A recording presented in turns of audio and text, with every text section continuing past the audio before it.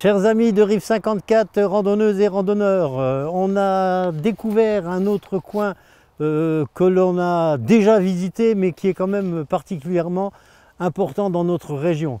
C'est la plaine de la Wavre. La plaine de la Wavre que vous avez devant nous. Alors cette plaine de la Wavre, c'est une vaste plaine agricole humide au pied des côtes de Meuse. Elle s'allonge depuis la vallée de la Chière au nord jusqu'à Neufchâteau au sud, pratiquement dans les Vosges. Rendez-vous compte quand même. Alors c'est pour ça qu'on a longtemps cru que la Wavre, ça serait quelque chose d'important, une grande rivière et tout. Non, non, non, c'est une plaine. Hein, et il y a quand même un tout petit ruisseau qui s'appelle la Wavre, et qui fait 8 km 800 de long. C'est quand même pas beaucoup. Donc c'est un tout petit ruisseau.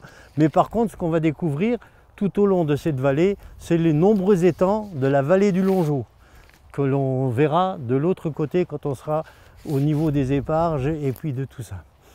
On va donc maintenant redescendre vers Fresnes-en-Wavre pour vous donner quelques informations sur cette magnifique petite ville qui se situe donc sur la nationale qui relie Verdun à Fresnes-en-Wavre. Nous sommes maintenant donc au niveau de Fresnes-en-Wavre. Alors Fresnes-en-Wavre, c'est quand même une commune qui fait partie du parc naturel régional de Lorraine.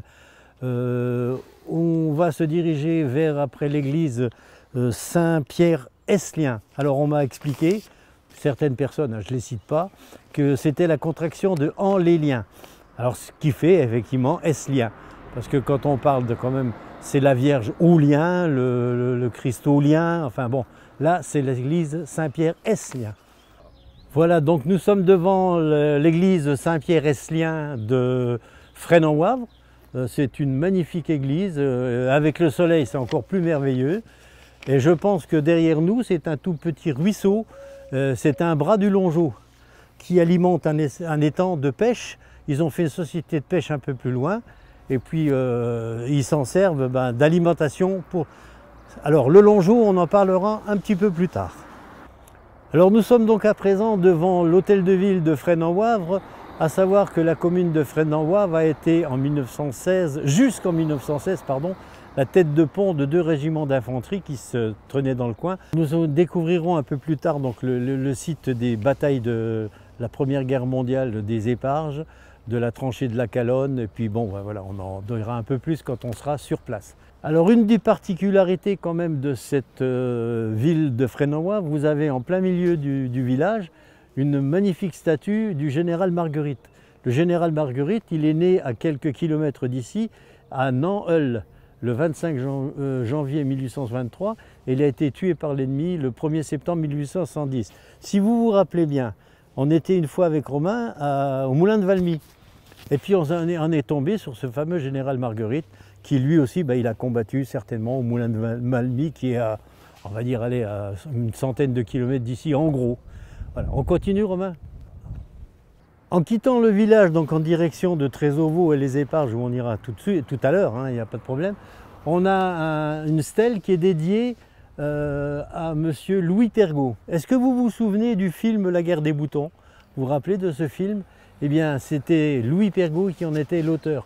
Il est disparu dans la nuit du 7 au 8 avril 1915 à l'âge de 33 ans.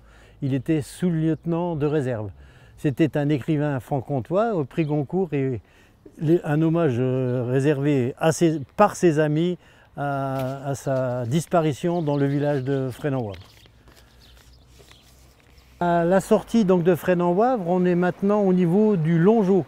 Le Longeau, il faut savoir que c'est une plus grande rivière qui part de Annonville-sous-les-Côtes, de la source Annonville-sous-les-Côtes, et qui se dirige vers son confluent qui se situe à Conflans en Jarnisy. C'est là qu'il rejoint l'Iron. L'Iron rejoint l'Orne et l'Orne rejoint bien sûr la Moselle. Et tout ça, ce sont des sous-affluents du Rhin sur la rive droite du Longeau. Voilà. Il fallait le savoir, c'est quand même pas... Mais c'est beau ici, c'est joli. Avant de quitter Fresnes-en-Wavre, on arrive devant le monument aux morts de la Première Guerre mondiale, le 14-18, en chiffres romains bien entendu. C'est un monument qui est un bas-relief en pierre qui a été réalisé par le statuaire Pierre Bernard. Il est beau, On a donc quitté Fresnes-en-Wavre et on arrive maintenant dans le petit village de Trésovo. Alors quand on dit que la plaine de la Wavre c'est une plaine agricole, je crois qu'on ne se trompe pas beaucoup, hein, quand vous voyez un peu tous ces champs qui sont, et c'est vraiment la plaine de la Wavre. Alors bien sûr après on va se diriger vers les champs de bataille des Éparges et puis etc. au-dessus là-dedans sur la butte. Nous sommes donc arrivés dans le petit village de Trésovo de 69 habitants, ça fait quand même pas beaucoup. Et quand même une magnifique église restaurée en 1926, pendant la Première Guerre mondiale, bien sûr, toutes les églises des villages aux alentours ont été détruites. C'est l'église de la Nativité de la Sainte Vierge. Dans le cimetière de Trésovo, nous avons retrouvé la tombe donc, de Marcel Sauvageot, et certainement de ses parents qui sont de chaque côté d'elle, et qui était donc écrivain, qui est décédé malheureusement à l'âge de 34 ans. Elle était native de Trésovo. Elle peut reposer en paix, hein. C'est une grande stèle, bien sûr, qui date de 1914 ou 1900, je ne sais pas combien. Tu vois, ça y est, il m'a fait monter une côte, je suis fatigué. Ah là là. Enfin bon, c'est des particularités que l'on découvre quand on fait des recherches sur Internet, bien entendu, hein, pour avoir un peu les personnalités des communes. Et donc c'est cette petite commune de Trésovo, pas grande, hein, 69 habitants, mais qui repose dans un calme absolument tranquille. On n'entend rien, que les oiseaux qui chantent, un beau ciel bleu. Par contre, l'église, elle est drôlement bien rénovée, elle est belle. On arrive maintenant, donc après Trésovo, dans le village des Éparges. Alors bien sûr, dans ces lieux de mémoire, de nombreux combats ont eu lieu et on va se diriger maintenant vers un lieu incontournable, c'est ce qu'on appelle le point X. C'est un repère stratégique pour l'artillerie française qui dominait le truc, mais avec cette fameuse guerre des mines que l'on a déjà aussi connue, rappelez-vous, quand on était sur le site de Vauquois, du côté de Vienne-le-Château. On a visité ce site et c'est effroyable, c'est juste derrière nous. On va y aller et puis on verra bien. Bon, en attendant, j'ai creusé un trou parce que j'avais envie de faire pipi et puis voilà ce que j'ai trouvé dans la terre. C'est une douille d'obus, hein, bien entendu, quand on voit l'épaisseur des obus, quand on pense que ça a éclaté, ça devait faire quand même du dégât. Avant de se rendre dans le petit village des Éparges, donc on est monté sur les lieux de combat et vous êtes ici dans la nécropole nationale du Trottoir. La nécropole nationale du Trottoir, pourquoi? Simplement parce qu'il y avait tellement de boue. Vous verrez sur les images à l'entrée de ce cimetière, il y a 2980 combattants qui sont enterrés dans ce cimetière. Sur ces 2980, il y a une fosse commune avec 653, je crois, d'après mes renseignements, qui sont dans une fosse commune, qui n'ont pas pu être identifiés très certainement, ou dont les corps étaient déchiquetés. Parce que quand vous allez voir les entonnoirs qui sont situés dans la montée des Éparges, vous verrez que malheureusement c'est quelque chose de terrible, terrifiant. Et bien un grand honneur à tous ces soldats qui sont décédés pendant la Première Guerre mondiale. Et c'était le lundi de Pâques 1915 qu'ils ont été tous décimés par une attaque, certainement une attaque allemande. En 1916, ici vous avez une illustration de l'entrée du cimetière provisoire du Trottoir. Le Trottoir, c'est un lieu-dit au pied nord de la colline qui a donné son nom au cimetière militaire des Éparges. Voilà, c'est pour ça qu'on l'appelle le cimetière du Trottoir. On est ici donc devant la stèle, enfin la croix de Robert Porchon, qui était un compagnon d'armes de Maurice Genevoix. Parce que dans cette partie que l'on va remonter maintenant, vous allez voir un peu les nombreux entonnoirs qui ont eu lieu. C'était une guerre des mines, la guerre des mines qui a eu lieu ici, tout comme à la butte de Vauquois, comme je vous ai parlé tout à l'heure. On est monté donc jusqu'au niveau de la crête des Éparges. Au bout de l'allée de la comtesse de Cugnac se trouve le monument dédié à l'artillerie française, qui a été un point stratégique, c'est ce qu'on appelle le point X. Le point X, voilà, il domine absolument toute cette plaine de la Wavre que vous avez devant vous. C'est quelque chose vraiment de formidable. Alors on comprend pourquoi ce point a été défendu âprement pendant la Première Guerre mondiale, simplement parce que c'était pour l'artillerie française, hein, en direction de toute la plaine. Ils avaient quand même une vue absolument dégagée sur les Allemands qui avançaient. Parce que c'est en 1916 que la ville de Fresnes-en-Wavre a été occupée par les Allemands. Alors ici, bien sûr, ce sont les terrains qui ont été occupés d'une part par l'armée allemande qui était en bas, et puis les Français qui étaient de l'autre côté. Et c'est donc ici qu'a eu lieu cette fameuse guerre des mines qui a détruit de très très nombreuses vies de soldats malheureusement qui en sont décédés. L'exemple dans le cimetière du trottoir que l'on a visité tout à l'heure, c'est ce qu'on a pu s'apercevoir. Indispensable ici aussi à savoir que le sous-lieutenant Maurice Genevoix a participé donc à ces batailles. Il a écrit 4 ouvrages durant son temps de service militaire qu'il a condensé en un seul livre et qu'on appelle Ceux de 14. C'est un ouvrage à lire parce que quand on voit un peu tout ce qui s'est passé, il était au cœur de la guerre, lui, il a tout vécu et il a tout écrit sur des bouts de papier puis sur des ouvrages ensuite. Donc on peut comprendre que c'était très douloureux et terrible de participer à cette guerre. Alors qu'il faut savoir quand même que Maurice Genevoix est décédé en 1980 à Xabia, en Espagne, et qu'il est inhumé au Panthéon à Paris. Pour bien vous montrer quand même l'horreur de cette période de la guerre des mines, on est ici devant un entonnoir que vous allez découvrir, vous allez voir un petit peu quand on arrive à s'imaginer que des hommes se sont battus sur ce terrain, d'un côté les Allemands, de l'autre côté les Français. Regardez un peu la profondeur des mines. Alors comment ça se passait? Les Allemands creusaient d'un côté et puis les Français creusaient de l'autre côté. Et puis ils disposaient dans le fond de ces entonnoirs des dizaines de tonnes ou des tonnes de produits explosifs, de la dynamite ou je ne sais pas quoi, et puis ils faisaient sauter tout. Alors bien sûr, si les hommes étaient sur le terrain, je ne vous dis pas, il ne devait pas rester grand-chose de ces pauvres martyrs. Alors il faut quand même s'imaginer que autour de tous ces entonnoirs, c'était des tranchées, des kilomètres de tranchées un petit peu partout, qui permettaient d'accéder au point X qui se trouve où on est allé tout à l'heure. Et puis bien sûr, il fallait que les gens se déplacent dans ces tranchées. Et puis malheureusement, quand quand une mine explosait, bien souvent, ils se retrouvaient ensevelis ou quoi. C'est un hommage poignant à tous ces héros. Pourquoi je vous ai entraîné dans cette découverte d'une part Trésovo, Fresnes-en-Wavre, etc. C'est parce que quand on était un peu plus jeune, on a organisé des promenades, enfin des randonnées dans ce coin-là. Et imaginez-vous qu'on partait de Trésovo, on longeait toute la crête de cette forêt qui est derrière nous et on allait après vers le point X qu'on a découvert tout à l'heure. On a fait une paire de kilomètres ici. Et bien sûr, une fois, malheureusement, c'est une anecdote, on est descendu, quand on est arrivé au niveau des entonnoirs de mine, un terrible orage nous a surpris. On est descendu en toute vitesse à Combre-sous-les-Côtes, mais on était trempés, bien sûr.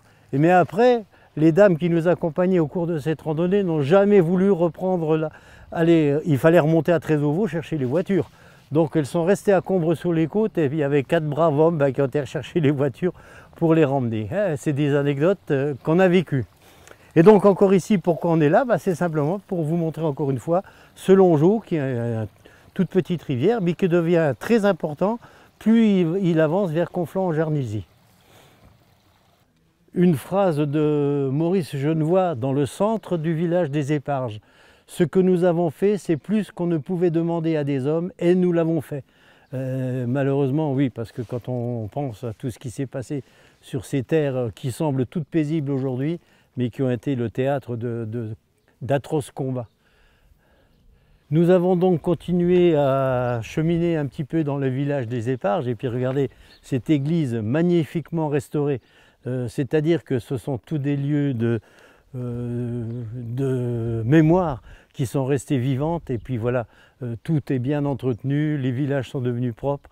Quand on a vu les photos qu'on a vues tout à l'heure au cimetière du trottoir, c'était différent en 1914-1916. Mais bon, c'est ça la guerre, malheureusement c'est triste. Là, nous sommes à présent, donc en ayant quitté les Éparges, à Saint-Rémy-la-Calonne. Une particularité que j'ai découvert donc sur ce petit village, c'est le jardin littéraire. C'est un jardin littéraire uniquement écrit par les écrivains qui ont été tués au combat en 1914-1915. C'est quand même, par exemple ici je vois Alain Fournier, Henri Alban Fournier, dit Alain Fournier, chapelle d'Aiguillon en 1886, Saint-Rémy-la-Calonne en 1980. Alors c'est le seul manuscrit qu'il ait pu écrire, c'est le Grand Maulne, qu'il a écrit en 1913, c'est son œuvre majeure. En 14, il rejoint le 288e régiment d'infanterie et on porta disparu l'écrivain le 22 septembre 14 sur les Hauts de Meuse, donc derrière nous dans les bois là-bas, où on ira certainement après. Son corps et celui de ses compagnons furent retrouvés dans une fosse commune à Saint-Rémy-la-Calonne. Alain Fournier repose aujourd'hui à la nécropole nationale de cette même commune et son nom figure sur les murs du Panthéon dans la liste des écrivains morts au champ d'honneur pendant la guerre 14-18. On a parlé tout à l'heure de Maurice Genevoix, ben voilà pourquoi il a écrit ces 4 ouvrages condensés en un seul, hein, ceux de 14. Il a été très grièvement blessé aux éparges le 25 avril 1915, donc il a été réformé. Il s'inspira de ses épreuves de guerre pour écrire les 5 volumes de ceux de 14, de 16 à 23. Voilà. Dans ce jardin littéraire, donc à Saint-Rémy-la-Calonne, même les écrivains allemands ont leur effigie dans ce cimetière, c'est-à-dire que ben, voilà, après cette triste guerre, la réconciliation a été longue, bien sûr, mais voilà, il y a quelques écrivains allemands, dont Adolf Köppen. Il est né à Gießen. Alors Gießen, j'avais un cousin qui habitait Gießen, où je suis allé de très nombreuses fois. Nous avons donc répertorié quelques écrivains français, un écrivain allemand et également un écrivain canadien. L'écrivain canadien, bien sûr, c'est ceux qui sont venus porter main forte à l'armée française en 1916 pour combattre les Allemands et puis les chasser hors de France. Et voilà, il s'appelait John McCrae. Il est né en Ontario et c'était un Canadien de... attendez voir, il faut que je regarde le truc français parce que je ne me rappelle plus trop. Ah, c'est chaque fois écrit dans les langues différentes. Voilà. Alors, il est connu comme l'auteur du poème In Flanders Field, donc dans les champs de Flandre, je pense. Alors, ce poème a été écrit en 1915 à Beuzig, en pleine bataille des Flandres. Hein, ben, tu vois, j'ai quand même réussi à trouver. Il décède à l'hôpital militaire britannique de Vibreux à la fin de janvier 18 des suites d'une pneumonie et d'une méningite. Voilà. On est ici devant l'église Saint-Rémy. Ce que l'on peut dire, on est à Saint-Rémy-la-Calonne, Saint-Rémy-la-Calonne qui s'écrit avec un Y, et l'église Saint-Rémy qui s'écrit avec un I. Alors, surtout quand vous arrivez à Saint-Rémy-la-Calonne, que vous cherchez la tombe de Alain Fournier, surtout ne vous trompez pas, au-dessus c'est donc l'église Saint-Rémy avec le cimetière communal, et en dessous vous avez la nécropole nationale. Et là se trouve la tombe d'Alain Fournier. Donc il est décédé, lui, le 22 septembre 1914. Il était lieutenant au 288e régiment d'infanterie. En direction de Vaux-les-Palamex. À cet endroit, au niveau à la mémoire d'Alain Fournier, auteur du Grand Maulne, lieutenant du 288e régiment d'infanterie et de ses hommes disparus dans ce secteur le 22 septembre 1914. Alain Fournier et ses hommes ont été retrouvés le 2 mai 1991 à 1 km de cette stèle érigée par le Souvenir français. Donc il nous reste 1 km et on va vous montrer la nécropole où était, enfin la nécropole, on va dire l'endroit où a été retrouvé, mais très longtemps après 1916, le corps et les hommes d'Alain Fournier. Avant d'aller à la fosse d'Alain Fournier et de ses compagnons, on arrive au bord de la route sur un cimetière de campagne allemand de 14-18. Alors le cimetière a accueilli le corps de plus de 500 soldats allemands ayant été tués dans ce secteur. On y retrouve des combattants des régiments 19, 47, 154 ainsi que de nombreuses unités dont le Grenadier régiment numéro 7. L'exhumation des corps s'est effectuée dans les années 20 avant qu'ils ne soient transférés notamment dans les nouvelles nécropoles de Troyon, de Vieilleville-sous-les-Côtes. Aujourd'hui ne subsiste sur ce site que l'emplacement des anciennes sépultures ainsi que quelques stèles qui témoignent de ce passé tragique. Voilà, on est dans des endroits absolument tragiques, c'est vrai, hein, parce que c'est des grandes forêts, c'est épais, on imagine un peu le carnage qui a dû se produire dans ces endroits-là. Une citation juste avant d'arriver à la stèle d'Alain Fournier. « Mon Henri bien-aimé, il a fallu encore passer ce jour sans nouvelles de toi, ta Pauline. » Ça a été écrit 10 jours après sa mort. Et donc c'est son épouse apparemment qui a écrit cette phrase. Et on arrive maintenant à cette fameuse... Elle est bien faite, hein, bien propre et tout. Avec une stèle en plus pour bien honorer la mémoire d'Alain Fournier. Voilà, bah c'est là qu'ont été découverts les corps en 1991, rendez-vous compte. Alors tous les noms sont marqués, tous ceux qui sont décédés à côté de lui, pendant certainement une offensive allemande. Boubé de Carmont, inconnu, Broglia, inconnu. Ouais, il y avait quand même pas mal d'inconnus. Hein. Roland Sylvain, Saint-Taillet.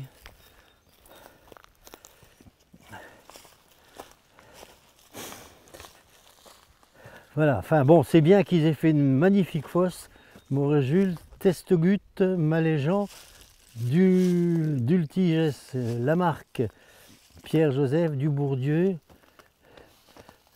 Fournier, Henri dit Alain Fournier, lieutenant, et puis Mascara Eugène. Voilà, c'est dans cette fosse qui ont été retrouvés bien longtemps après, hein, imaginez-vous quand même, de 1914 à 1991. Donc 91 et 14 ans moins, ça fait plus de 80 ans après. Incroyable. Enfin bon, c'est bien. La stèle est très bien faite, la fosse est très bien entretenue. C'est un souvenir poignant, encore une fois, hein, des soldats qui ont été enterrés dans le coin, alors que l'armée allemande avait pris possession de ce côté-là. Alors ils disent sur cette stèle, à la mémoire des 21 soldats du 288e régiment d'infanterie tués au combat dans cette clairière le 22 septembre 14. Le Grand Moulde, donc ça c'est le livre, le seul et unique ouvrage d'Alain Fournier, qui est mort malheureusement, il était très jeune. Hein. Après ces tristes moments de mémoire que nous avons fait entre les éparges, Saint-Rémy-la-Calonne, la fosse d'Alain Fournier, etc., on va retourner dans le monde actuel en essayant de retrouver le Foxy-Camp. C'est un camp où on a participé à de nombreuses marches aux alentours et on a fait des Saint-Patrick mémorables dans cet établissement. On va essayer de le retrouver, je pense qu'il n'est pas loin d'ici, mais bon, on verra si on arrive à le retrouver. Après avoir fait quelques kilomètres, on est enfin retombé sur ce Foxy-Camp qu'on a adoré parce qu'on est venu au moins 3 ou 4 fois ici. On faisait des marches dans les bois tout autour, hein, des randonnées. On venait même des éparges une fois, et puis on allait manger dans ce restaurant qui maintenant, malheureusement pour l'instant est fermé. Hein. Il faut consulter bien sûr internet pour savoir si c'est ouvert ou pas. Mais voilà, on y a passé de très merveilleux moments, surtout quand c'était la Saint-Patrick. On profitait toujours pour venir ici à la Saint-Patrick. Et puis on allait dans ce fameux petit restaurant. Alors vous avez un petit étang là-bas pour faire du canoë, pour faire comment ça s'appelle ça? Pédalo. Des pédalos, c'est marqué pédaleuse. Et puis voilà, alors ce que j'ai toujours aimé dans ce petit endroit, c'est que c'est la nature. Les poules sont en liberté, les petits chevaux poneys sont en liberté, tout est en liberté. Alors il faut savoir aussi que dans cet endroit, vous pouvez y venir pour passer un week-end par exemple. Vous avez une magnifique yourte qui est là-bas derrière moi et qui peut vous convenir si vous aimez la tranquillité. Ce chemin-là nous ramène vers les éparges. Vous voyez ce chemin-là, on l'a déjà pris et vous arrivez au niveau des éparges. C'est pour ça que voilà, c'est un endroit absolument magnifique que je vous recommande et quand c'est du temps comme ça, c'est une merveille. On a fini donc notre journée découverte d'aujourd'hui. Randonneuses, randonneurs et chers amis de Rive 54, j'espère vous revoir très bientôt. Bon, j'ai encore un œil à faire, hein, mais après ça reviendra. Ouais, oui, là il est là, la cataracte, malheureusement, il faut l'opérer. Puis pendant une semaine, on a un peu coincé, quoi. À la prochaine, randonneuses, randonneurs et mes chers amis.